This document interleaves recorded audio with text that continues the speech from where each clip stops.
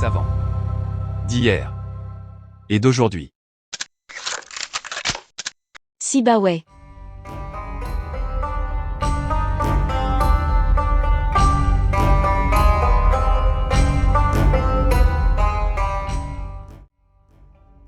Abu Bisher, Am ibn Uthman, ibn Kambar al-Basri, né à Bayza, près de Shiraz en 760, en Perse.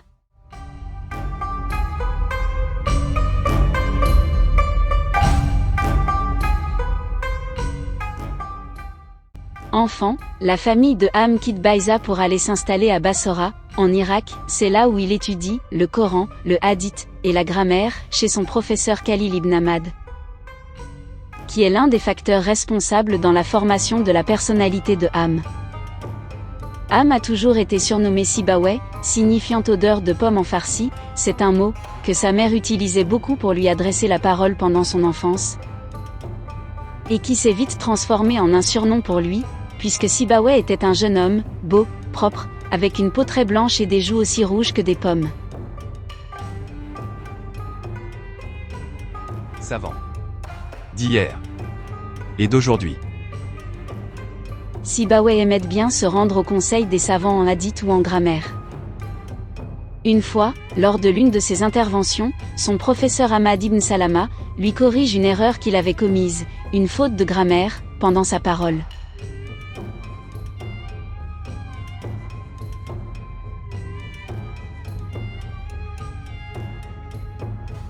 Sibawayh jure qu'il ne reviendra à un tel rassemblement, sauf s'il maîtrise les règles et les principes de la langue arabe.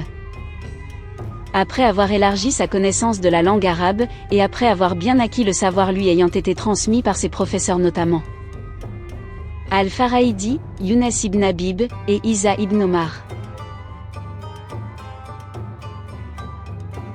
Savant. D'hier. Et d'aujourd'hui. Il part à Bagdad. À Bagdad, il rencontre Al-Kizeh, un autre chercheur dans la langue arabe. Ils deviennent adversaires en ce qui concerne les lois linguistiques. Les deux savants ont été réunis par un débat de grammaire très célèbre, le fameux problème de guêpe. Al-Kizeh pose une question de grammaire à Sibawayh, qui y répond aisément et correctement, mais à sa surprise, les arbitres que lui et son adversaire avaient rassemblés pour venir assister au débat, composé d'arabes versés dans la langue, ont témoigné en faveur de Al-Kizeh. Al-Kizeh gagne le débat. Sibawayh, bouleversé par cet échec non mérité, il se met en route pour rentrer en Perse, de peur de devenir une blague aux yeux des gens après ce scandale.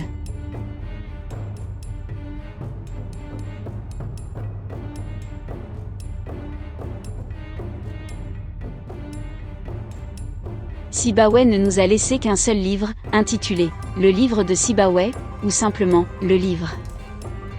Cette référence linguistique est considérée l'œuvre la plus précise que le monde n'a jamais connue. Sibawayh est avec son frère, souffrant d'agonie et de peine. Sibawayh meurt en 796 après des jours de tristesse sur le problème de guêpe, et ce fut nommé « la question qui a tué Sibawayh ».